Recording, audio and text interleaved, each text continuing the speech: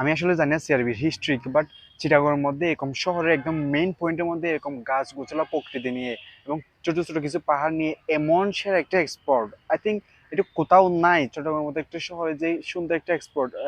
মানুষ আসলে যখন তাদের ক্লান্তি অনুভব হয় তখন তারা এটা এখানে এসে লাইক অনেক বিশ্রাম নিতে পারে, একটা প্রকৃতির সাথে কানেক্ট হওয়া যায়। এখানে সূর্যের আলো ঢোকাটাই বেশ কঠিন হয়ে পড়ে, এমন সুন্দর গাছ গাছালি। আমি হচ্ছে একাই আসছি, কারণ আমি একাই ট্রাভেল করতে ভালো লাগে। ভিডিও বানানোর থ্রু বিভিন্ন জায়গায় যাইতে হয় বা যেতে পারি ভিডিও বানানোর জন্য। So that's it. এখানে হচ্ছে পাশে রেলওয়ের একটা রেলওয়ে একটা ইয়ে আছে, রেলওয়ে একটা স্মৃতি আছে, লাইক 1971 সালে যারা শহীদ হয়েছিল রেলের, সো তাদের স্মরণে একটা রেলের ইঞ্জিন আছে। সো সুন্দর জায়গা। আই হোপ সবার আসা উচিত আসলে। এবং সিআরবিতে বিভিন্ন ধরনের ছোট ছোট মাঠগুলো যেগুলো আছে, এই সময় এখানে বিভিন্ন ধরনের বিভিন্ন অনুষ্ঠান হয়। মেবি আজকে হচ্ছে বৃক্ষরোপণ বা সামথিং লাইক দ্যাট কিছু একটা হচ্ছে।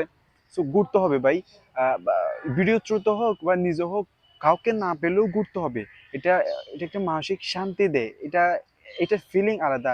মানে নিজের যে রিলসের যে যুগ এখন, এটার থেকে বেরিয়ে এসে যে ঘুরতে আসতে পারাটা এখন বেশ ডিফিকাল্ট হয়ে গেছে। কারণ এখন রিলসের যুগে দেখা যায় যে আমার অনেক সহপাঠী বা বন্ধু বান্ধব বা ভাই ব্রাদার তারা মোবাইল টিপতেছে, বাসায় মোবাইল টিপতেছে। আমি তাদেরকে ইনভাইট করলাম যে আসো একটু ঘুরে যাই, বাট দে ডিডন্ট রিপ্লাই।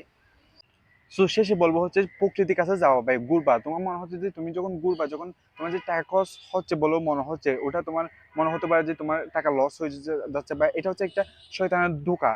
যে টাকা লস হয়ে যাচ্ছে বা টাকা শেষ হয়ে যাচ্ছে, অপচয় হচ্ছে, এটা হচ্ছে শয়তানের ধোঁকা। দেখা যাচ্ছে তুমি আজে বাজে অনেকগুলো টাকা খরচ করে ফেলতেছো। সো তোমার হচ্ছে লং টার্মে বা লং ডিস্টেন্সে যাওয়ার দরকার নেই। তোমার কাছে বেশি যে প্রকৃতি আছে ওখানে যাও, সপ্তাহে একদিন দুদিন যাও। তুমি তো যেহেতু রিলসের মধ্যে পড়ে থাকো, যদি তুমি রিলসের মধ্যে পড়ে থাকো অবভিয়াসলি রিলসের মধ্যে পড়ে থাকো, কারণ সবাই তো এরকম হচ্ছে।